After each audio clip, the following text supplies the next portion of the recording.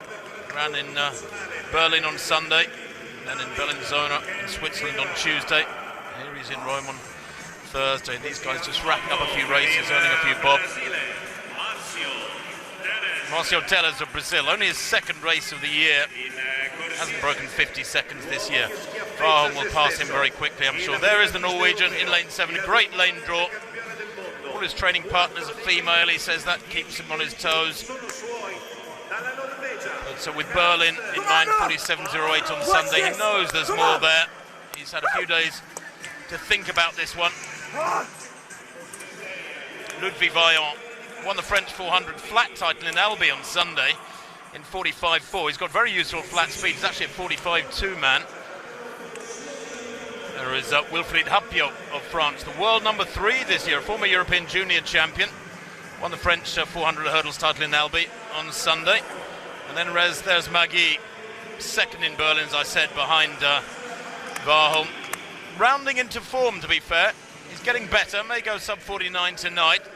Nick Schmidt, he's had his injury problems, the Dutchman. Chat with him yesterday. He won the Dutch Championships back at the end of August, but only in 51 seconds. Mario Lambrughi from Milan, the Italian champion, Padua at the end of last month. And outside 50 seconds in Rovereto a week ago. And Konstantin Price goes on the inside for Germany. Only 6th in Stockholm, outside 50 seconds. He is the German champion this year. That was in Braunschweig in early August. But all eyes surely on Carsten Warholm and wondering what he can do. And this is 6th 400-metre hurdles of the season. Unbeaten, as I said. The world record dangling really in front of him like a carrot. But he did go on record yesterday in his press conferences saying if he chases the world record, he feels that it will not happen. He has to let it come almost organically. He holds the Diamond League record from last year in Zurich when he ran 46.92. Magui in 4, Hapiot 5, Vaillant in 6, Warholm in 7.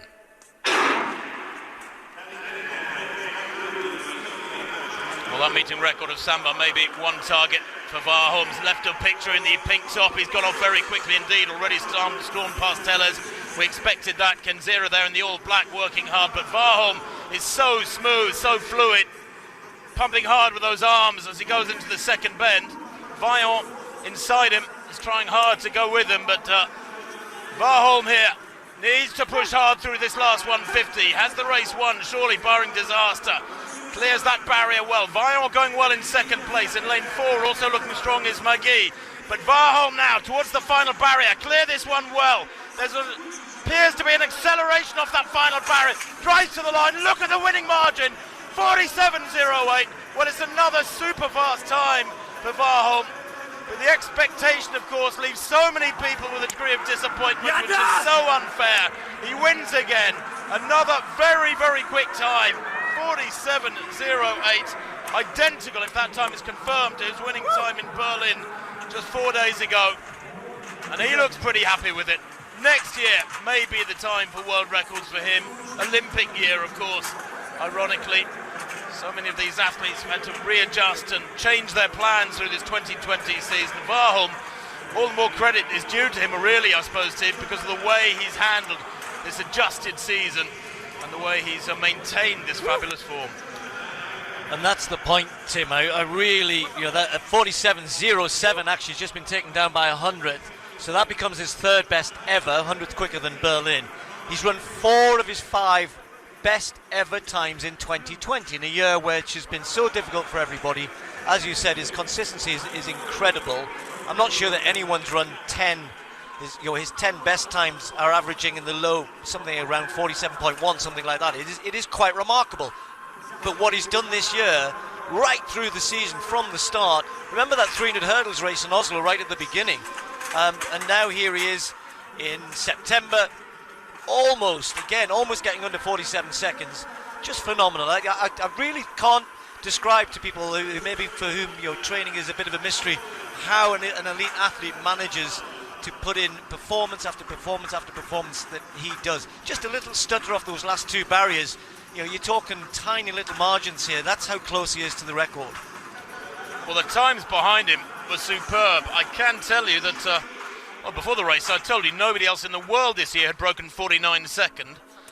The second and third places both did that behind Warholm, and that in spite of the huge winning margin, and that underlines his dominance, doesn't it? He wins there by, well, almost 2 seconds. Vaillant of France sets a season's best. So does Magui in third place. Warholm there, working very hard. I sensed a couple of races ago a little bit of fatigue in those legs of his. I don't think he's running with quite the same freshness that he just oozed in Stockholm almost 4 weeks ago. There it is, a meeting record indeed it was for Karsten Warholm. 47.07 in the 400-meter hurdle. Vaillant and Magui moved to second and third on the world list this year with those great times behind him. Just watch, you know, he never ever fails to attack. We know that's what he does, and I think you're right, Tim. It's just whether or not on any given night, you know, whether he's feeling it or not. That night in Ostrava where he thought he was running quick and he actually came through with one of his slower runs, not that it was that slow, and he looked at the clock and thought, but that's a bit of a surprise, is there something wrong with the clock? And he said afterwards it was me. But you know, here, look, as he's coming into this part of the race, it's where he's so strong and he attacks these hurdles. Stride pattern's working well for him. I just thought, particularly off the last barrier, just a little bit of off balance as he comes off. That's just fatigue, nothing wrong there. And he runs off that barrier. This one here, just checking into it. Did you see that? And therefore just loses a tiny bit of momentum. It's there, it's all there, and he will get the record. I'm convinced of it. Sometime. Just when. It is unfair to expect it, but I'm afraid he's created that pressure himself. Now, women's high jump concluded a little while ago, and Nicola McDermott from Australia, who's been in very fine form, going clear at the second time of asking at 1 metre 95. She's really enjoyed her jumping in recent weeks. A relatively new name on the circuit. That gave her third place. Well, the two Ukrainians, Mahuchik here and Levchenko, have been battling it out all season. They're the two best in the world at the moment. In recent weeks, McDermott and Kinsey certainly pushing them a little bit. This is Mahuchik, 195, and that was nice. Just looked a little bit of a struggle. They'd taken 2 attempts to get over 192 before this, but that was much better. She knows, as ever, when the two of them are in the competition together, you really can't predict who's going to come out on top. Levchenko had been clear all the way through, though, and was leading as she came to 198. 198 for Levchenko, no problem whatsoever. Smiles because she knew that put her in the lead, and on count back wasn't going to be passed. So Mahuchik, McDermott and Kinsey all bowing out at this height. Only Levchenko going clear. Really nice performance tonight all the way through. So smooth, right in the rhythm. And all season long, the two of them have been round about the 2 metre mark. She attempted 2 meters 1, couldn't quite get there, so 198. The winning height for Levchenko, teammate second, and McDermott took third on countback. One of the better competitions in the high jump of the season, that one. Kinsey, 1 metre 95, equaling her season's best. Not even making the rostrum. Duplantis in the pole vault. How many times have I said that this year? He seems to have been everywhere, and he's been certainly at the heights as well, hasn't he? That wonderful night in Lausanne. Here we are in Rome. It's nice, it's warm, sort of conditions he'd like. He said in Berlin last week when he actually did attempt the world record that it was too cold, it was windy. Well, it wasn't so much cold, but it was certainly a very stiff breeze. Not a breath of wind in the stadium tonight. It's just a case where when you see that, you think he's capable of going, you know, what, 620, 625? But he does make it look so easy. So for Duplantis, having passed at 5.60, he did come in earlier tonight just to get a bit of a sight at 5.45. Doesn't often do that, but clear at 5.80. Well, again, he's a young man who, after 2 world records indoors back in February, there was often whispering of more world records, but he too admirably consistent. Just seems so surreal, doesn't it? This stadium holds some 67,000 souls normally, and look at it tonight. So men's 400 on the track next. This is Rabbi Youssef on the outside. The Brit's been certainly all the way around Europe racing a lot. In his last race produced his season's best. That was just under 46 seconds in Zagreb when he was second. Inside him we've got Yusakara from Kuwait, the Asian champion from last year, the 27-year-old. Janizic of Slovenia goes in lane 7. This is such an open race. Edoardo Scotti will be hoping he can give, I nearly said the Italian home crowd, something to cheer about. They're not here, I'm sure they're watching on television. Made the final of the World Champs last year. Only 20, fast improving, lots of personal best this year. Zalewski will be chasing him, part of the Polish, very strong relay contingent. Vladimir Assetti from Italy, second at the national championships. The aforementioned Scotty. This is Jochem Dobber. Again, you've heard me mention how well the Netherlands are doing. This is another one who's made a massive improvement. Again, part of that squad. And he is in lane 3. Kennedy Luchembe from Zambia. And then, rather surprisingly, you normally see Wesley Vasquez in the 800 metres, but he's no slouch at 400 either. He likes to get out in front of the 800 metres. He uses that pace for that. This time he's looking for a bit of a sharpener over 400 metres. So the Puerto Rican right on the inside in lane 1. Really hard to say who could take this. Zalewski there in lane 5, Scotty. Dobber's improving with every single race. Watch him in lane 3 as well. But the Italian in lane 6 will love to get the win here.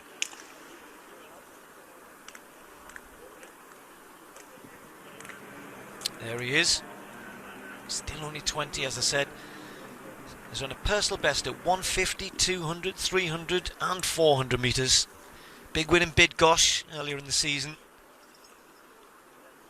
That's Lukembe. So the men's 400 metres about to be called to their blocks. All of these late season races, big opportunity for many athletes who might not always get a lane in Diamond Leagues in normal years. A chance to show what they can do. Just a little bit of a hold up, but here we go.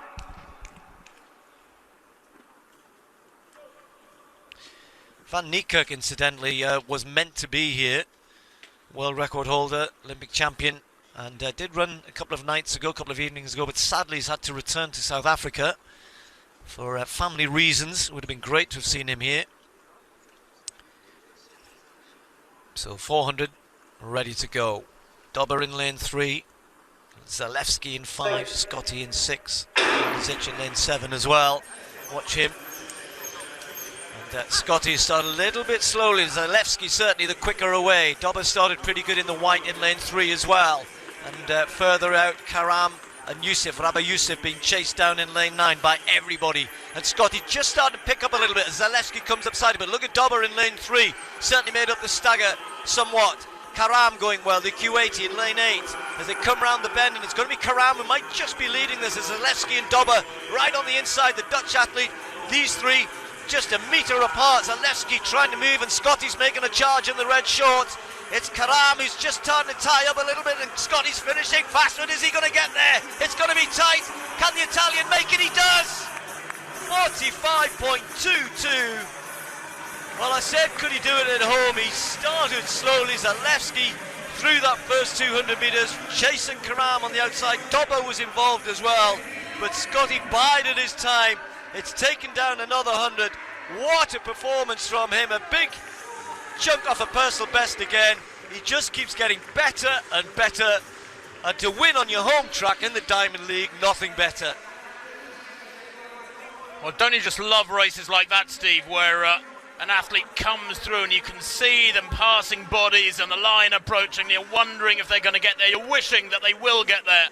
And he made it by inches. Brilliant run. There's a big celebration in the media seating around us here in the Olympic Stadium. And as you said, big personal best, 45.21. It's about 3 metres quicker than he's ever run. Not a season's best, look, personal best as well from the fields here on this renowned fast track, and beautiful conditions for the sprinters too. Let's have a look at it again. Zalewski, I thought, had judged this really well. They're in lane 5 in the black shorts, holding his form here as Karam began to struggle, head rocking from side to side. But look at Scotty. He's on a mission, isn't he? Driving hard, focused on the line, dips perfectly there, gets it by, well, just a very few centimetres. But easily the quickest of all of them down the home straight. Nice to see. Good rangy athlete, isn't he, in that striking red kit. And poor Karam must have thought he had it. I don't suppose Scotty came into his range of vision until the last couple of strides.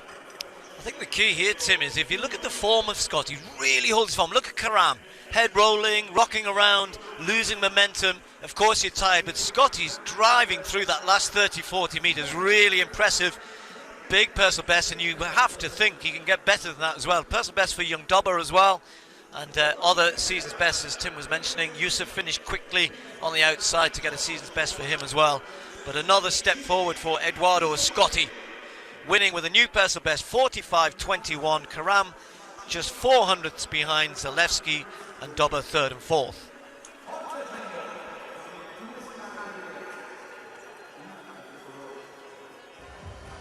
Well, the next event on the track is the 3,000 metres. Here's Ben Broders back in the pole vault. Second attempt at 580 for the Belgian. He's been in very good form. This would be a lifetime best, and he nails it. Oh, no wonder he's pleased. It's a national record for the Belgian. Well, the European Championship finalist back in 2016. He was a former European under-23 champion from a couple of years back. And he's been in fine, consistent form. 572 in Berlin just on Sunday. But that is brilliant stuff, and Broders there going clear. And the second time of asking, we saw Duplantis go clear first time. Obiena, third attempt. Good win the other night. Oh, he's got it! Well, a little pump fist there to say, well, what did you expect? Well, I didn't think we've seen his first couple of attempts. Certainly the first one not so good, but this time a little bit of clear air there as well. Let's watch this. Not much, but Obiena clear. So we've got three now clear at 580. Renaud Lavillenie then in a bit of trouble at 580. Cleared 570, the former world record holder, the second time of asking. He really needs this. Oh no, gives that quite a clatter. Well, that's a great shame. Three men have gone clear. Duplantis, Broders and Obiena. And Lavillenie was the only other man still in it at this height. Harry Koppel of Great Britain going out with three failures at 570. Learning his trade, really, the former world junior champion who set a British record recently in Manchester, 585, but Lavillenie there not the force he was, that's for sure.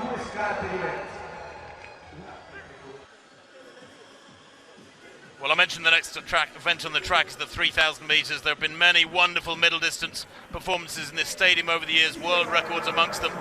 But this is promising to be very fast, it's 3,000. They've asked for 60 seconds per lap, so obviously 7:30 would be the target. And I know that, having spoken to, for example, one of the strong Australian trio here, Stewie McSweyn, he said he's looking for the Australian record tonight, 7:32. There's Ingebrigtsen, Jakob Ingebrigtsen, the phenomenon from Norway, the youngest of the three brothers.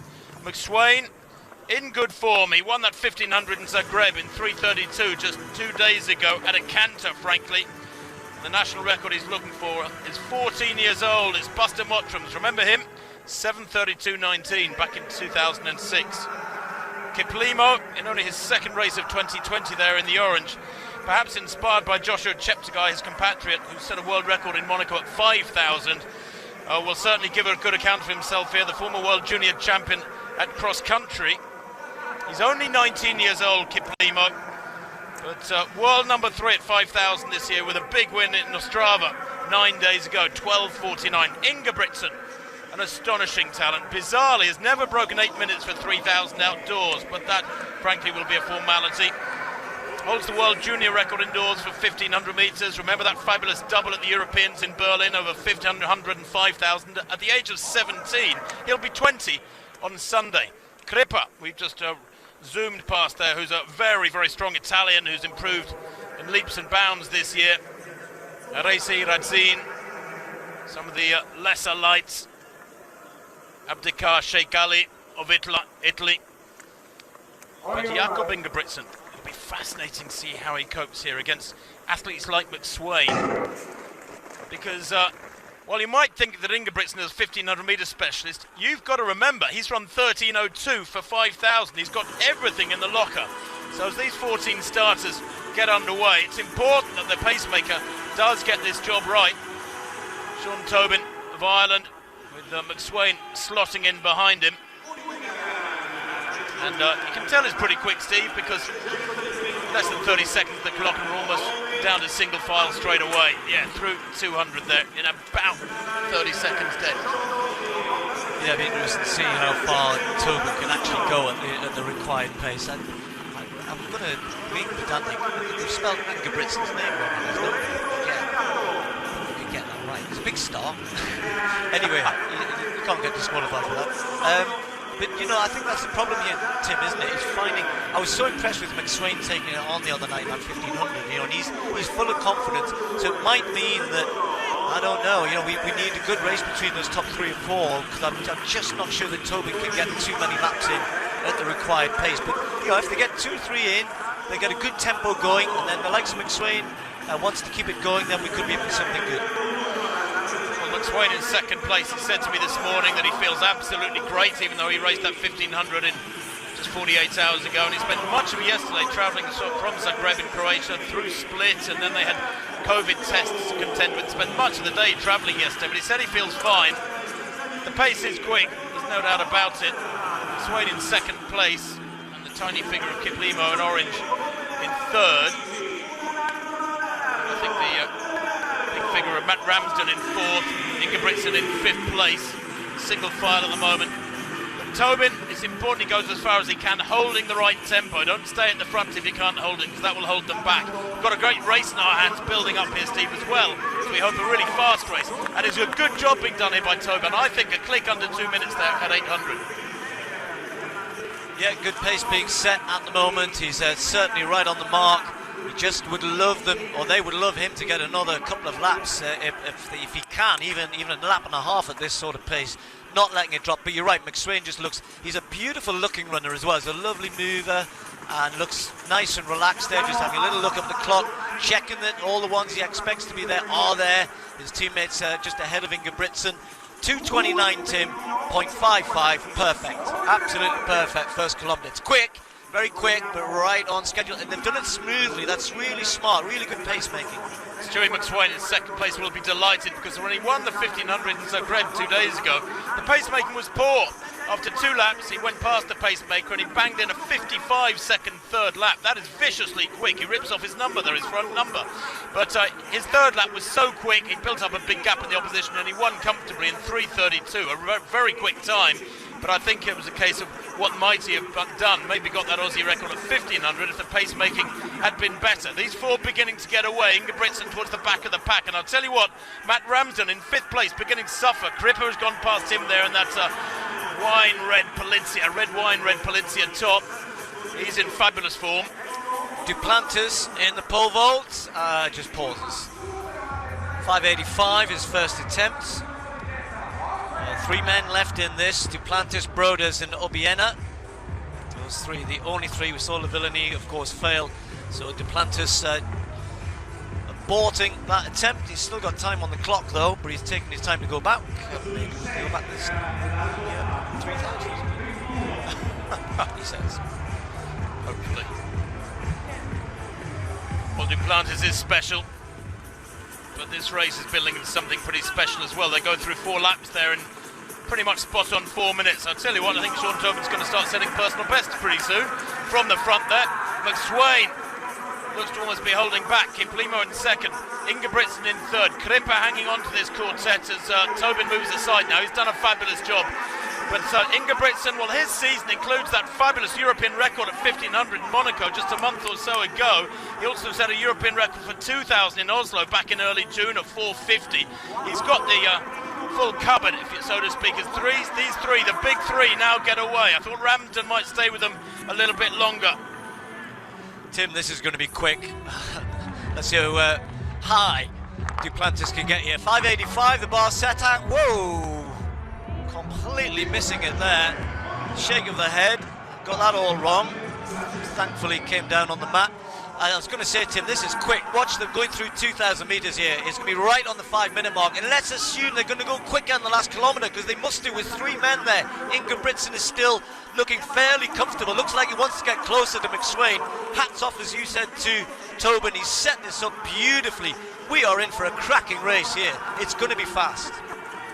Just over 2 laps to run then. Ingebrigtsen looking very relaxed. He's had not only Tobin, but other men in front of him as pacemakers for some 5 laps and more now, as McSweyn glances up at the big screen. He can see what's going on behind him there. 2 laps to run, a 59.83. He's gradually cranking it up, trying to turn the screw on the men behind him, who he knows are fabulously quick at 5,000, who he knows have great speed. Ingebrigtsen has astonishing speed endurance. Ryan Gregson, the Australian record holder at 1,500, ran 3:35 on Tuesday. Maybe he's feeling the effects of that one more than McSweyn.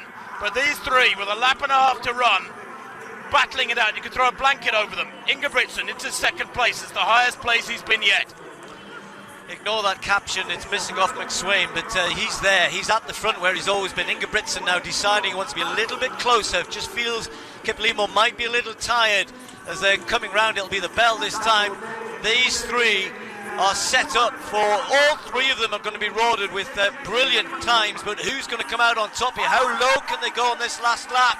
This is going to be incredibly quick, because Ingebrigtsen's off and Kiplimo follows. Ingebrigtsen running tactically supremely, 60.4 that penultimate lap. Now he gets to the front, and Stewie McSweyn has got to hang on to their coattails, because that Australian record may be beckoning. Ingebrigtsen still looks so relaxed with that slightly forward lean of his powerful legs above a slim torso, and he just winds it up, and he never really looks like he's hit the throttle absolutely flat out. He just begins to imperceptibly accelerate, lengthens the stride. 200 to run, 6:59 there. They're going to go under 7:30 here surely, as Cripper shows that he's been feeling the pace. They're back in 4th place. He goes through, he's still going to run a great time, but let's see the race up front as Ingebrigtsen hits the home straight with just Kiplimo on his shoulder. Who's going to get there? McSweyn there has got to hold on left to picture for that Aussie record, but Kiplimo battling towards the line, and he's going to get there. He's got the greatest strength. He's young too. They're both 19. What a race. 7:26.64. Boy, oh boy, one of the quickest times in history. And the meeting record, well, it was 7:46 by Jack Buckner, an old mucker of Steve and I back in 1984. That's been taken to the cleaners. What a run, and it's not often, Steve, you see Ingebrigtsen outstrengthed by another 19-year-old down the home straight. What an astonishing run, and that, I think, will be very close to the European record. It's the 8th fastest time in history. Only 30 men in history have gone under 7:30, and only 2 Europeans amongst them. A national record for Ingebrigtsen, of course. But 7:27.05 for Ingebrigtsen behind Kiplimo's astonishing run. At McSweyn, well, he smashes that Aussie record, 7:28.02. Well, what a race, first of all, and what a set of times. Just look at that. Ingebrigtsen just felt as though he needed to push on, and Kiplimo was smart and just stayed and stayed and stayed and was strong and patient. When you've got that 5,000 metre pedigree that he has, you're able to do that. No great pace to burn, just strength there at the end. Hung in there, and just managed to move past number 8 on the all-time list. And you look at a lot of those times, Tim, a lot of them were set quite a long time ago. In fact, ahead of him, the nearest recent time was Kenenisa Bekele in 2007, just outside the European record for Ingebrigtsen, as you mentioned. Murhit will still hang on to that, and McSweyn with that new national record.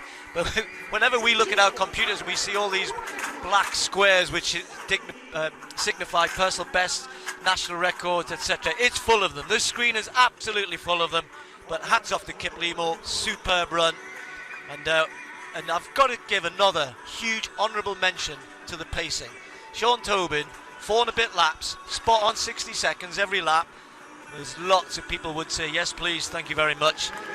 But what a race we were treated to there. Well done, all 3 of them. And indeed, so many behind them as well, but these 3 were the stars. Weren't they just? and it wasn't really lightning quick, that final lap. It was a case of just hanging on with strength down the home straight there. Kiplimo easing past Ingebrigtsen, and you knew the young Norwegian had got his foot absolutely flat down on the hammer because he couldn't react, he couldn't respond at all. But boy, second quickest European time in history. And I'll tell you what, there's many people who look at Muritz's European record. He got busted for EPO towards the end of his career, and many will say that should be the European record, no doubt about it. High jump, Tamberi, of course, on the home soil. And he's had so many great competitions in this arena. He's had a decent year. His last competition was a bit disappointing. He'd been unbeaten until then, and he's already gone higher than he did on that night, which is 220 recently. But he's been in the high 220s, and that's a 221 first-time clearance, which he's had all the way through so far. We've already lost certainly one of his main rivals we thought was going to be Nedesekau. Maxim Nedesekau didn't start. I'm not quite sure why. The Belarus man who's top of the world. Tim's going to tell me why. I think Nedesekau does not start, it says beside his name, but I believe there was some bad news about him a few days ago. Okay, that passed me by. So, he was still on the start list today, wasn't he? So, Tamberi and Protsenko, the two bigger names left. Protsenko, nice response. Sadly for him, though, he had a failure before this. Is Duplantis. Yeah, Duplantis.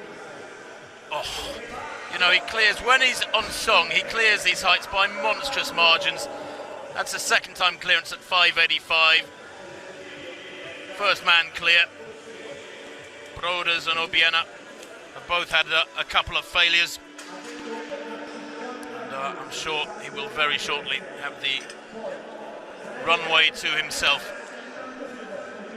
He looked very frustrated with his first attempt at 5:85. He went up and straight down, never got over the line of the bar.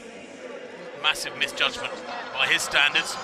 This is the lad who, remember, if you're new to the name, was vaulting in his dad's back garden at the age of 3 or 4, and then rushing off and playing soccer and climbing trees, and then coming back and vaulting a bit more. Italian record for Crippa in that 3,738. A lot of the latter stages were solo for him. Obiena's third attempt at 5:85. Already got a season's best. Can he get this one? No. Well, he wrapped himself over 580, didn't he, to get his season's best, and then 5:85 just a bit too far. Broders has got one more attempt at this height as well, as Tim was saying. Duplantis nicely clear. These two, well, nobody except Sam Kendricks on that night in Lausanne's really been able to push Duplantis higher. But Obiena will, if it stays this way, if Broders, actually no, that means he can't improve. Obviously he's out, he's third on count back, having had two failures at 5:80. So Broders is guaranteed second place, but can he go higher? He's next to go. The Belgian with that new national record.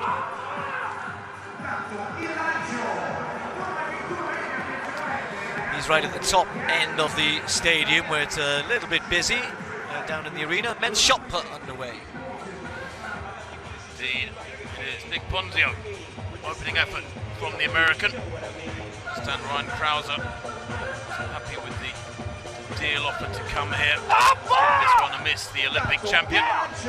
That's pretty solid. That's around 22 meters there or thereabouts. 21 and a half maybe. Ponzio, in fact 20 and a half, excuse me, I'm getting my other pair of specs out. That is very solid indeed. As an opener, 2075 for Ponzio.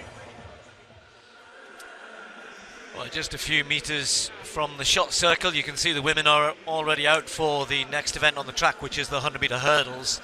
And again, another race with good talent, but perhaps no outstanding favourite here.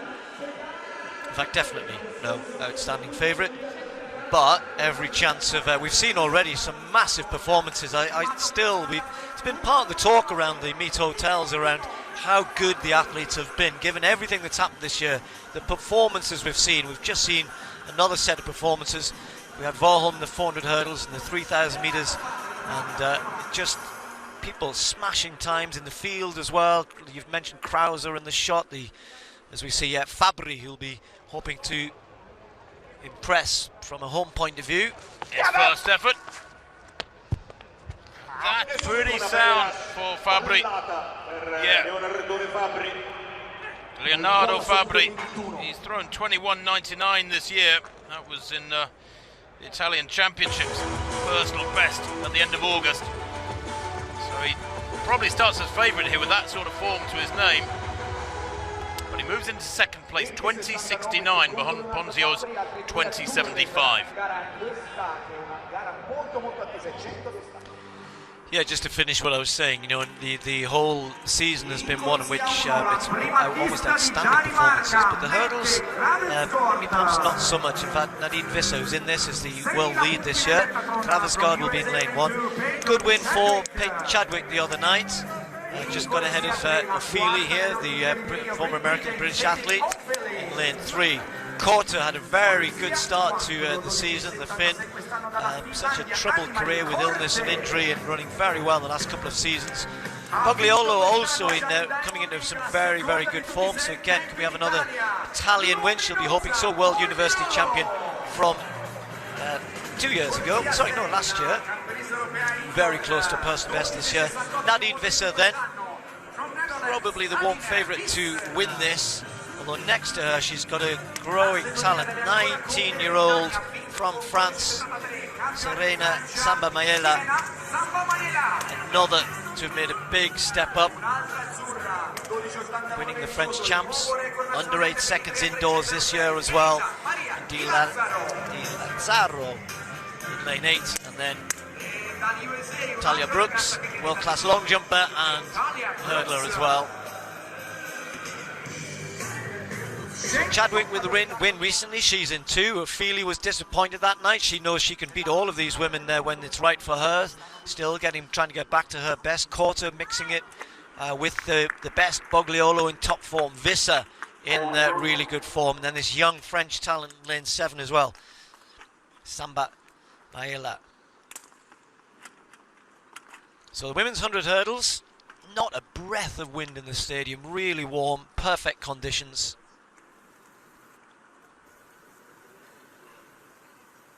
Talia Brooks, closest to the camera.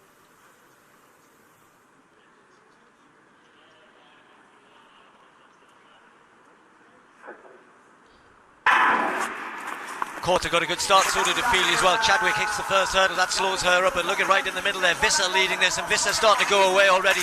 And it's Visser and Bogliolo. Visser's going to win this though. She gets it over, and she does.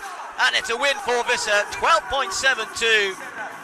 Well, she did start as a mild favourite, I would say, and certainly lived up to that. Got a decent start, and then by hurdle 3 had a lead. Bogliolo tried to go with her and was taken away from the field, if you like. Peyton Chadwick recovered well after hitting that first hurdle, but there was no catching Visser. 12.72, her winning time. Bogliolo, sorry Tim, Bogliolo 12.83, but just couldn't hang on to her, could she? Season's best for Chadwick there. Anything under 13 seconds is pretty crisp sprint hurdling for the ladies, but Visser, former heptathlete, been a focused hurdler for 2 or 3 years now, in great form. And she didn't get the best start. I actually think, you're right Steve, Cindy Offaly got away really well there, third from the top, but couldn't maintain that momentum through second half. Bogliolo looking fantastic there for second place, a clear second with Chadwick in third place over on the far side. Duplantis again, we've gone higher, and he gets it, 6 metres. He passed it 5.90, 5.95, said let's get on with it, and he's clear 6 metres. It's such a shame that we don't have crowds to erupt in these stands when he does it, but he's pumped here, and it's a nice warm still evening, and when he starts going over 6 metres, when he's in the mood, when he's in the rhythm, look, he was struggling a little bit earlier on, wasn't he Tim? A failure at 5.85 where he just got everything wrong in terms of his approach to the bar, but now sorted, and he's clear at 6 metres. And I think Steve, you know, he's had what, 6 vaults, he's still pretty fresh. He looks up for it first time clearance at 6 metres, guess what the bar's going to go up to now? I rather fancy the world record height. That would be, what, 618? Or will he go to 615, the world outdoor record height? I think we'll go back to 615 as he has tried so far this year. Just watch Peyton Chadwick over there on the far side. Gets a good start with Ofili, and then bang, hits that first one. Goodness me, did she recover well. Visser's away in Bogliolo now. Chadwick then finishes quicker than anybody else over the last 2-3 flights to get back into third. But Visser continuing this good form she's in. And you've got to say that the Dutch contingent, I know we've talked about them. I think it's the Swiss coach who moved there, didn't he? And then, you've talked about the likes of, we've seen Femke Ball and Klaver, Del Pont, of course, who's running so well, and Sprunger, who are Swiss, but a part of that group, training with them. And Visser out on top, still top of the world, and top here in Rome. Only one athlete in the world has gone quicker than that 12.72, Steve. You know, we're getting rather used to this series of wins from Visser, but it's a world lead is 12.68. Luka Kozak of Hungary has run 12.71, but nobody else has run as fast as 12.72. So that's a quick time and a consistency and a technical perfection. Very, very strong indeed. Just watch the youngster as well, Samba Mayela, who got out very quick alongside Visser. I'd seen Chadwick, my eyes were over that way, but the youngster, the 19-year-old, again finishes, as soon as she finishes quickly, she hit the last hurdle again to take the momentum away. She will be good. Now, Gianmarco Tamberi in this high jump. First attempt at 2.24. Got a perfect card so far, 2.15, 2.18, 2.21, all coming his way first time. Now, talk about Warholm having charisma. This man is a darling of the crowds. Look at that, the half-shaven face, as has been his want for 4 or 5 years now. He went clear at 2.21 first time, so did Protsenko. Everybody else is out of the competition. Sotile taking third with the first time clearance at 2.18. Oh, beautiful. He's a lovely technician, isn't he? Wonderful technique. It doesn't really attack the run-up. Builds steadily. Nice rhythm the first 3 or 4 strides, and then accelerates. Oh, perfect. Doesn't waste any effort either. I don't think there's a lot of daylight between him and the bar there. But it throws the gauntlet down at the hands of Protsenko, who is in second place because the Ukrainian had a failure for clearing at 2.18. It's going to be quite a night for the Italians. They've already had a wonderful win in the flat 400. Yeah, Scotty, member of the Police Athletics Club. So many of the great Italian athletes over the years were similarly part of the same club. Men's high hurdles next. I'm just looking over down at the pole vaults, and it is 6.15 that Duplantis will attempt at his next height. That high jump continuing at 2.24 with Protsenko and Tamberi. So next to go is the Ukrainian. Ukrainian win in the women's event, of course, a 1-2 as we're coming to expect. You can see Mahuchik in the background, sharing the same coach, I think, with Protsenko, and watching her teammates having. She should be a bit disappointed we've come second. Here goes Protsenko. Anywhere near it. So first failure for him. He's already kind of behind the 8 ball in terms of the competition because he had a failure at 2.18, and Tamberi's been clear all the way through.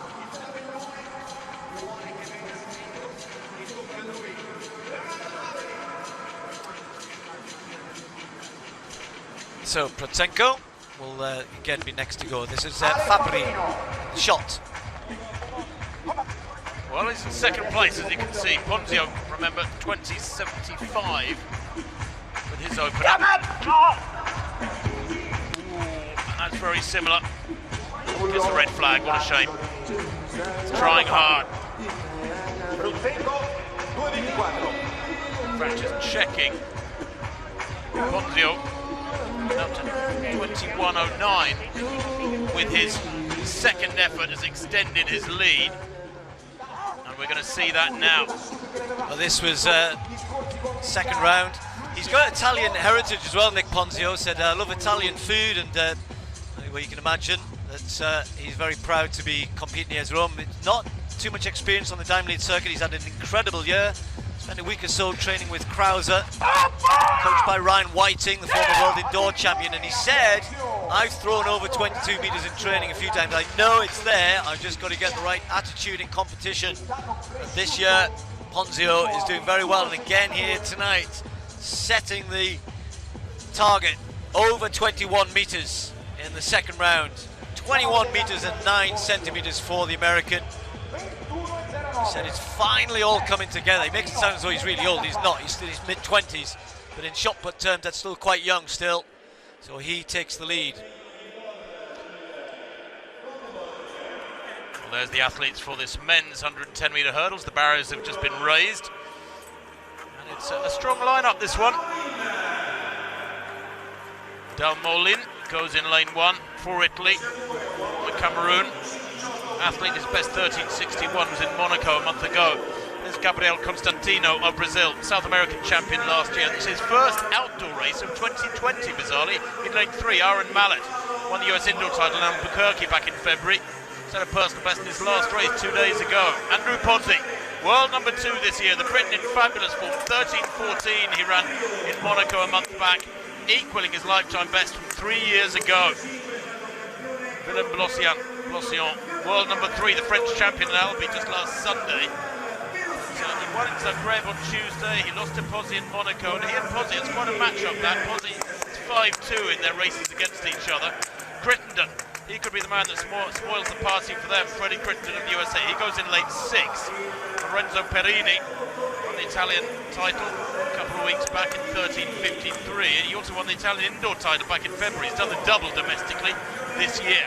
Antonio Alcana of South Africa, season's best in Bellinzona on Tuesday, so he's rounding into form. Had a chat with him in Turku quite a few weeks ago now, and he was disappointed with his form, but he's clearly worked hard and kept focused. And Yaqub Mohammed Al-Yuha of Kuwait goes in lane 9, the national record holder, but he was only 8th in Zagreb on Tuesday, almost a second off his personal best. Well, only 4 men have broken 13.20 in the world this year. It's one of those disciplines where, without the Americans really having entered the fray in decent numbers, standards just haven't really hit the straps. Meeting record, by the way, 13.01 by Alan Johnson back in 1999. Johnson, a multiple world champion. Not sure that's going to be threatened here tonight, but a really good race in prospect. Most likely between Pozzi there in lane 4, 4th from right, Belossian of France, right in the centre there in lane 5, and Freddie Crittenden in lane 6 in the black strip, 4th from left.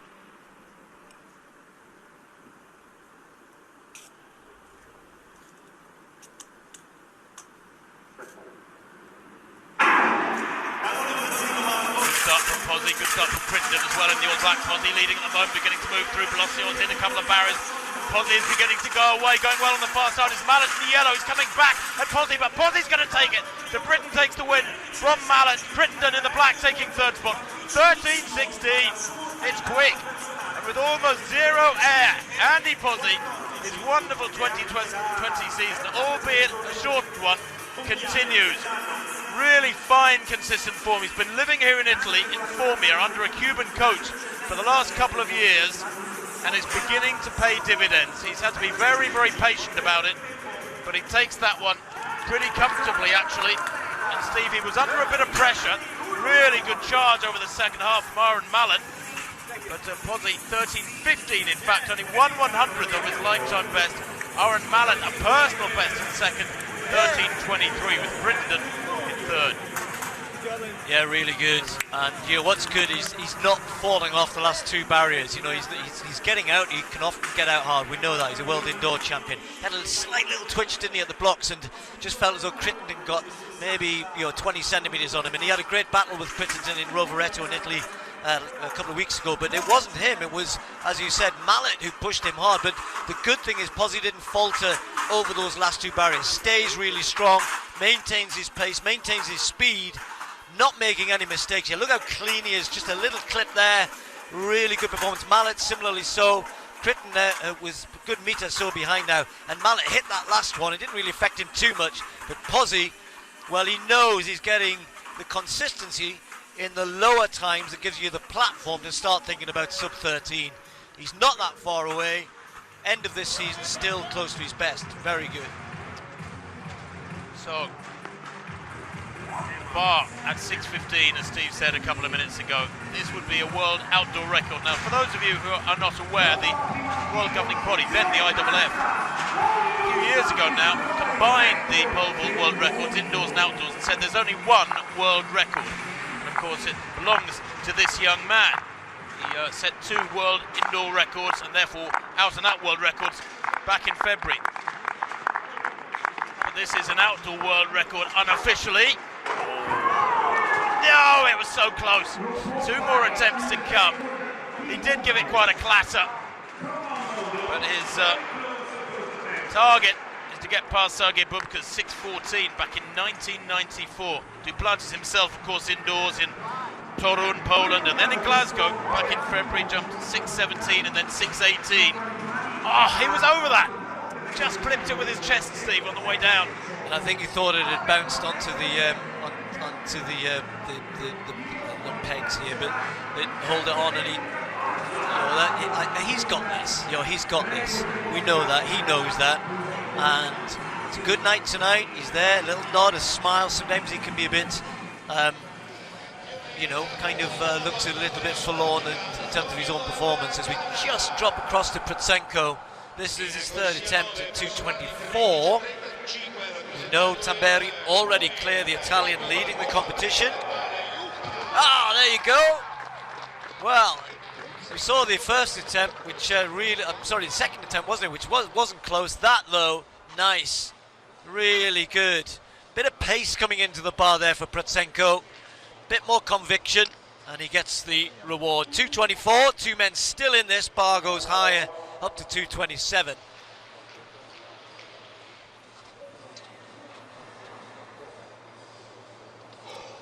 Well,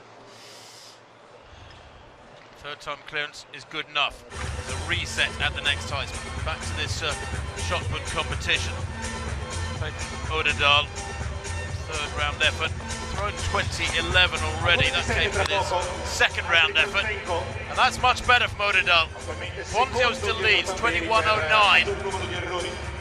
Fabri in 2nd place with 20.69 in round 1.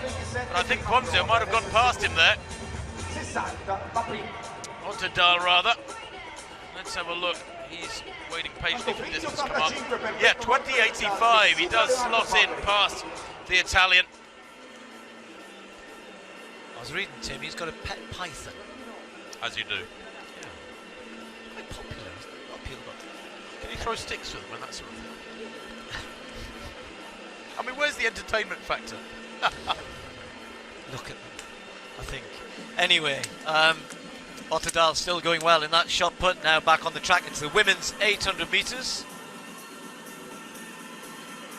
Really mouth-watering race here because of how well people are running here. We've got the 2 Scots, Laura Muir and Gemma Reekie, the 2 training partners. Pacemakers on the outside, and Saka will do the pace. Vandy's in here to try and get under 2 minutes for the first time. Laura Muir's done that numerous occasions, of course, and you can see her personal best of 1:58.42. I don't think she'll be too far away from that if she's still got it in her legs. Gemma Reekie finished 4th in Bellinzona the other night to this young lady here, Hedda Heine. Finished 4th, by the way, still under 1:59. 3 women, including Hoffman. Massive chunk that she's taken off her personal best this year. She's got better and better and better. Hedda Heine and Hoffman running under 1:59 with Gemma Reekie. Yarigo, who's capable of the big times as well, not under 2 minutes this year. Alex Bell as well.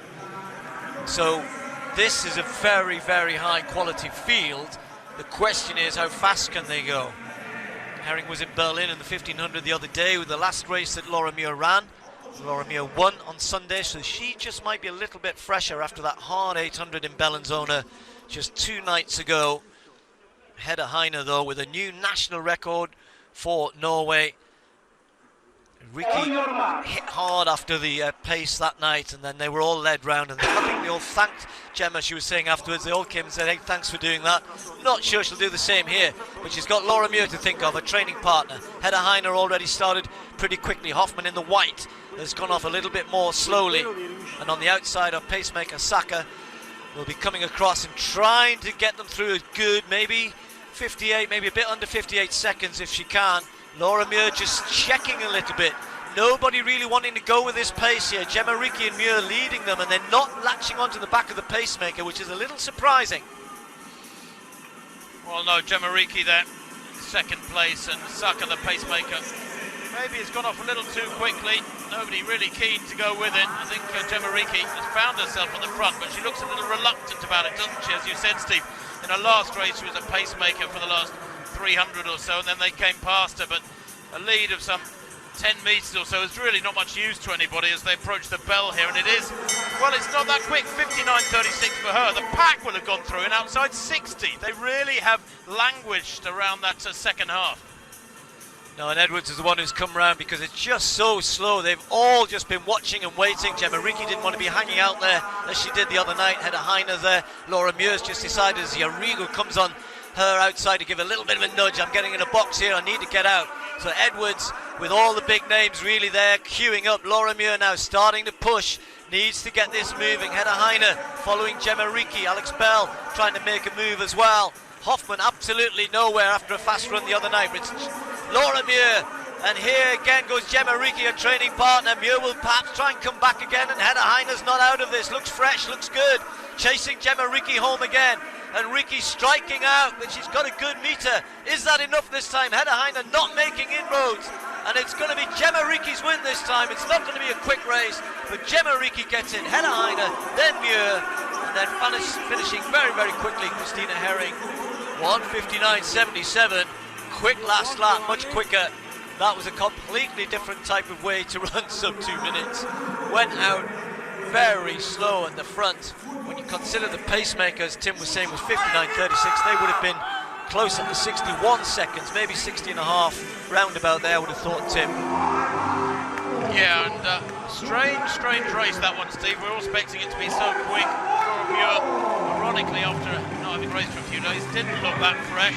Great run for Gemma Ricci there to exact revenge upon three ladies who beat her just a couple of days ago. Now, 6 metres, he's already set a meeting record. 6:15.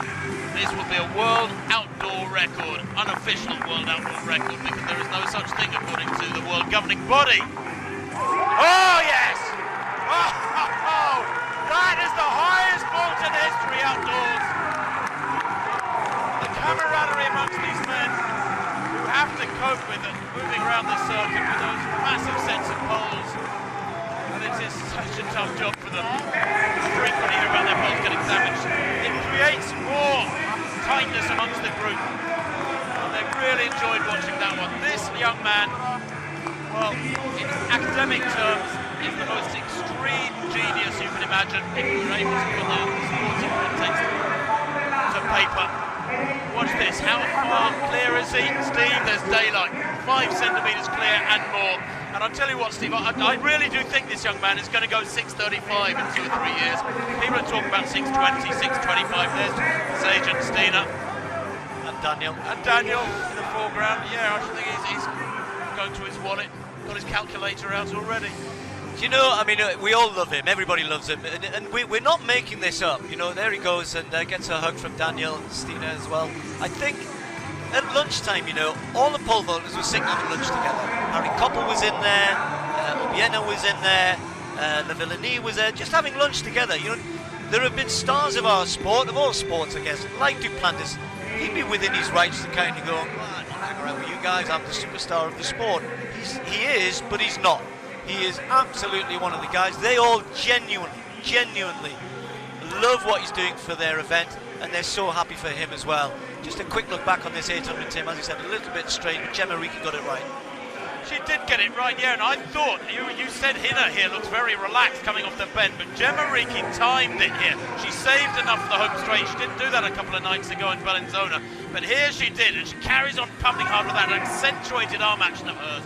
wins by 3 metres. Laura Muir hung on pretty well for third place. There's pretty useful times in that one, considering they were way outside 60 seconds at 400 metres. The pacemaker, I mean, I want to say, I'm tempted to say she didn't do a good job, but actually she went through slower than was requested and was still 6 or 7 metres clear. Yeah, when I looked over at 200 and you see the gap there and they're all lining up, you know that's a conscious decision. I'm not going to be the one to lead everybody else out.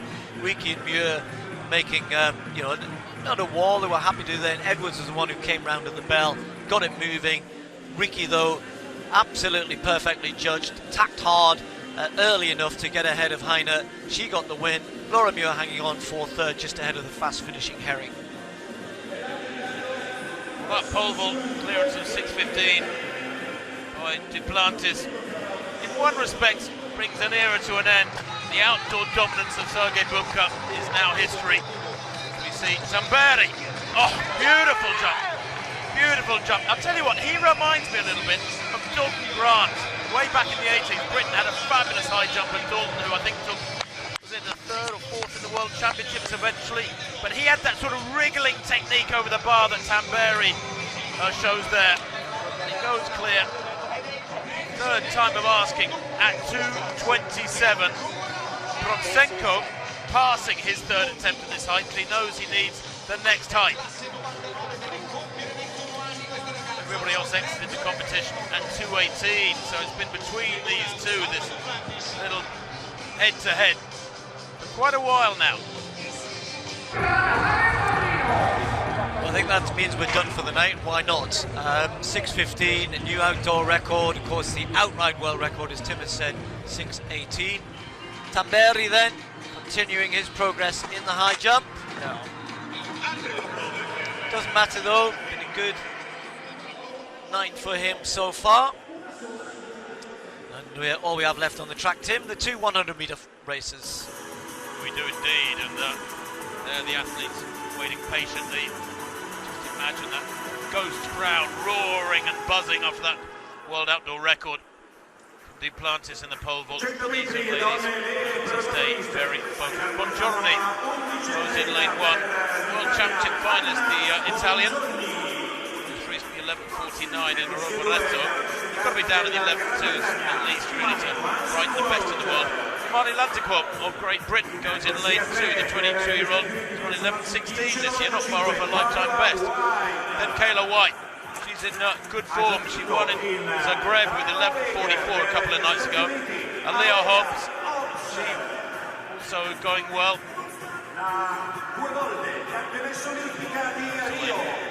Thompson, 2 times Olympic champion, world champion as well in the 4x100 metres, the Bahamian. Her racing, well, it's been fairly limited this year. It's all been in Kingston, Jamaica. This is the find of the season for the Europeans. Del Ponte, fabulous form. National champion just a few days ago in Basel for the Swiss. It's her 16th 100 of the year. Marie-Josée Tallou of the Ivory Coast, well, has raced very little this year, but she hasn't been racing very well. She was second in Berlin last Sunday in 11:38 to skippers, but her times haven't been great by her standards. Antonique Strawn of the Bahamas goes in lane 8, former world junior champion at 100 and 200. And then Marie Van Hoenestein of Netherlands goes in lane 9. Fastest time in the world this year, 10.86. Only 4 women have gone under 11 seconds this season. Normally would be into double figures at this stage. Shelly-Ann Fraser-Pryce, the fastest in the world with 10.86 for Jamaica, and her compatriot going here in lane 5 is the second quickest in the world, Elaine Thompson-Herah.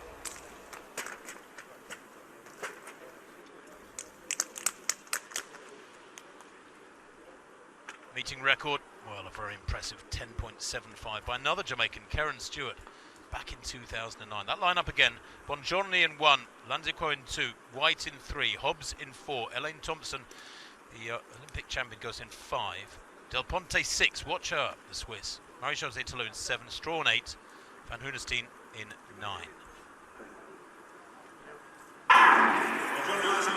Great start there from Thompson. certainly got some catching up to Del Ponte at the moment, and she's steaming away with this one. Good running here from Talu in the orange as well, but look at Thompson, it's a 2-metre gap, 2.5 metres at the line there. 10.84, it's the fastest time in the world this year, and in almost still air. Perfect conditions for the sprinters. It's quick, hard track this one, and they love this heat. It's still a very warm, sticky evening here in Rome. It's 10:08 local time, but 10.85 it's adjusted to. That still makes it the quickest time in the world this year. She will be delighted to leapfrog her compatriots Shelley and Fraser Price to the top of the world list.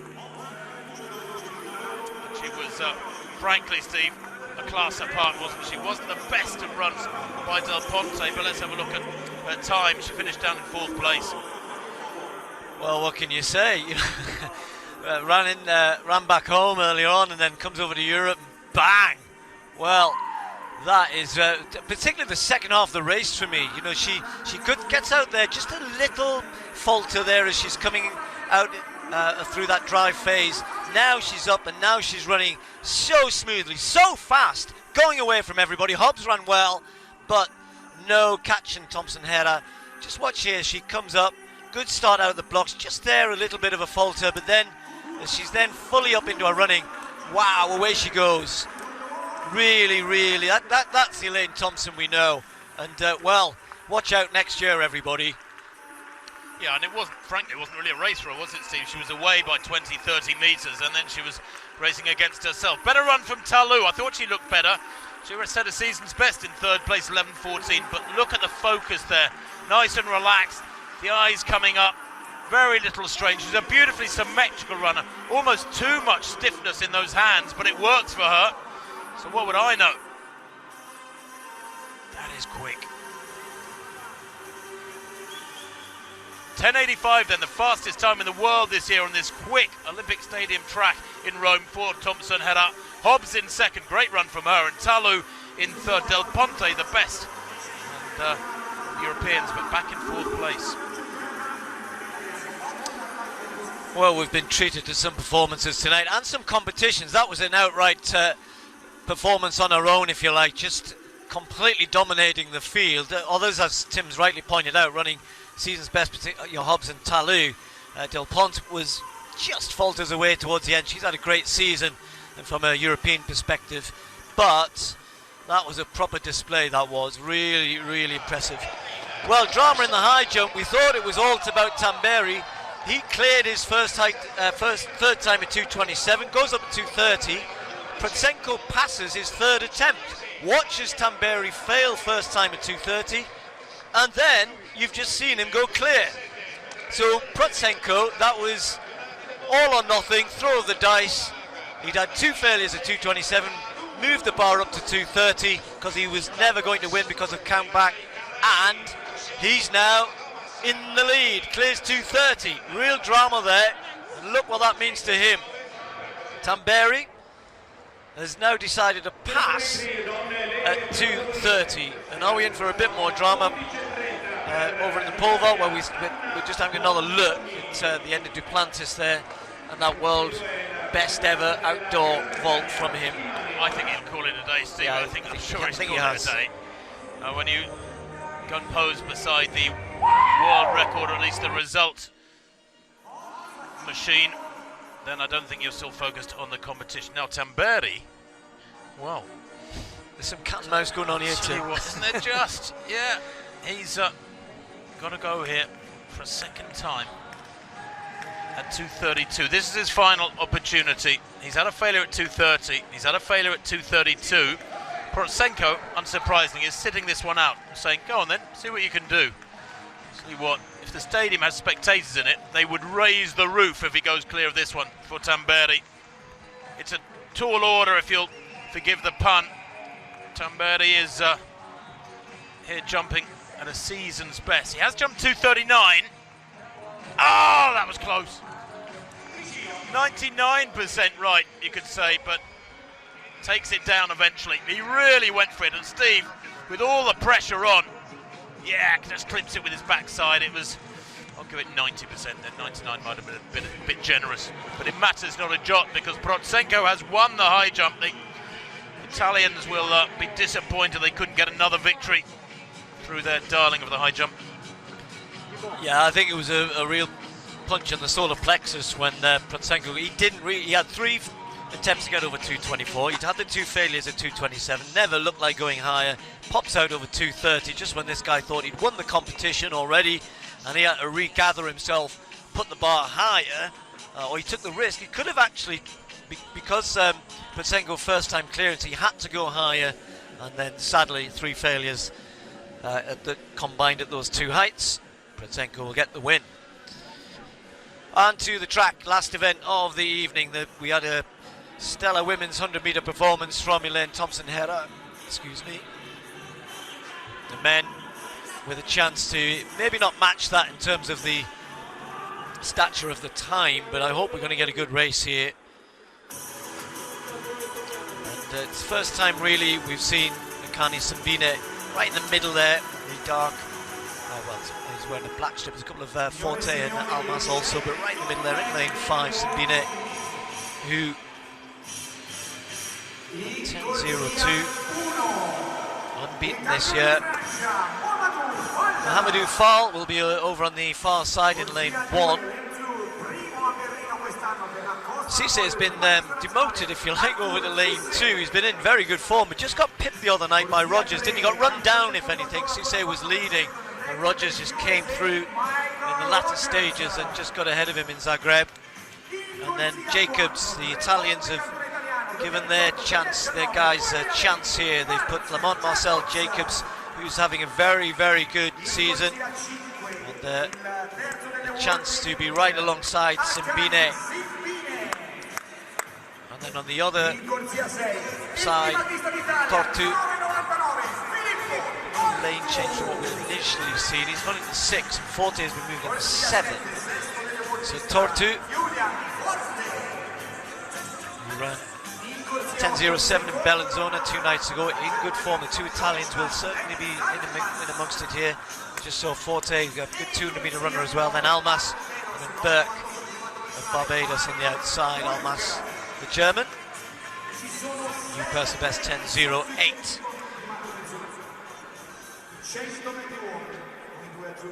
Well, take your pick here. Simbine should be the favourite here. The 2 Italians, we've seen how the Italians have done well tonight. So Jacob, again wearing the Polizia strip. Tortu, we've been watching him for a while in this stadium, haven't we? His young career developing. He's still only 22. Made the final at the World Champs. We never often mention the world rankings. He's actually ranked number 10 in the world on the world rankings, which is a collection of points you gather based on performance and where you finish in the right level races. Simbine though, right in the middle in lane 5. Men's 100 meters.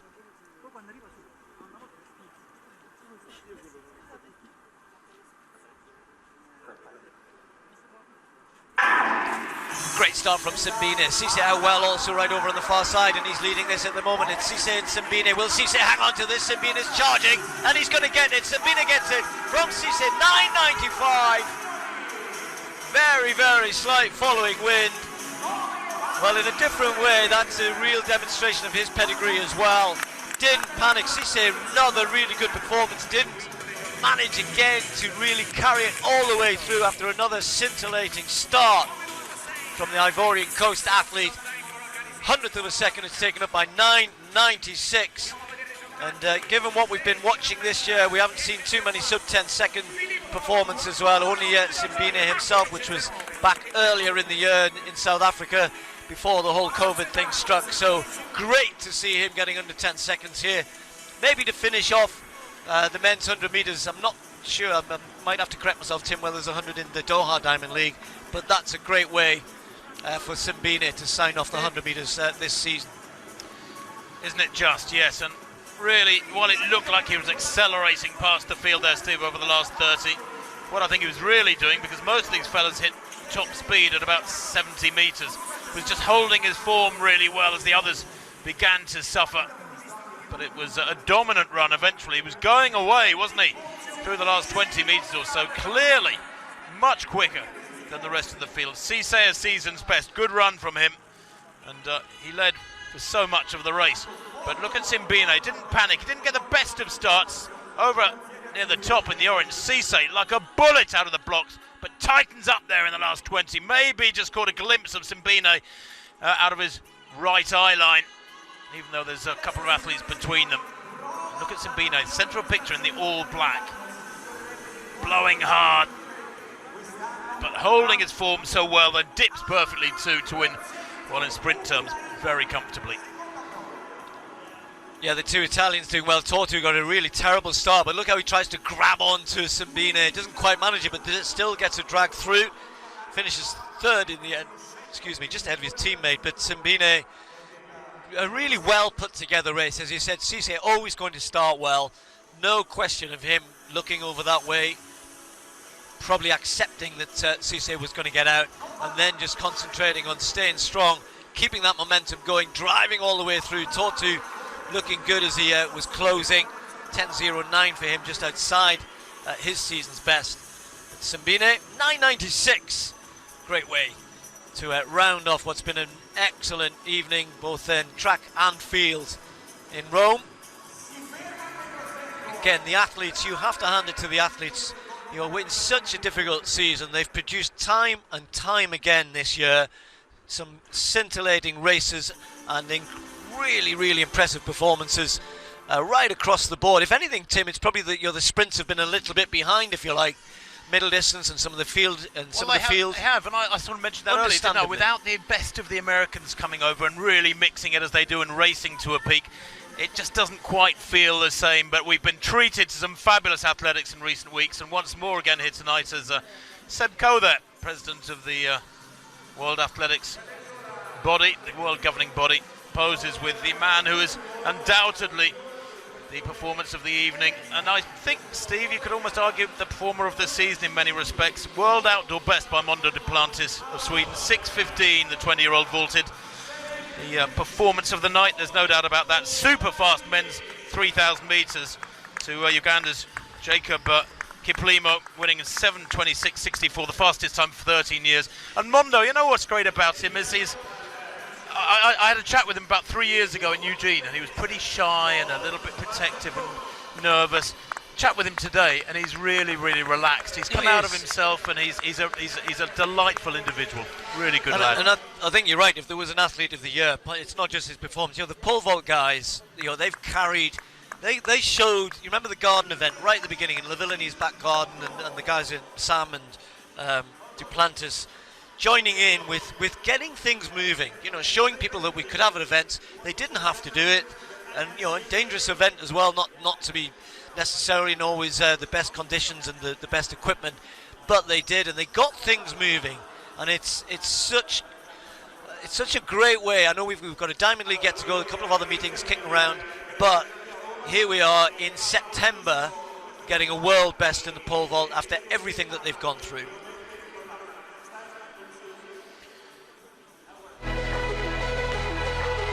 Well, we've loved it. I hope you have. It's been a super night at the Olympic Stadium here in Rome. One more Diamond League to come, and that, of course, will be Doha in 8 days' time. World outdoor best, world outdoor record, I want to call it, by Mondo Duplantis in the pole vault. It's very, very special indeed. Barholm, don't forget his 47.07. It's been a super evening. From Steve Cram and myself, Tim Hutchings, from the Olympic Stadium, the Roman capital. Bye-bye.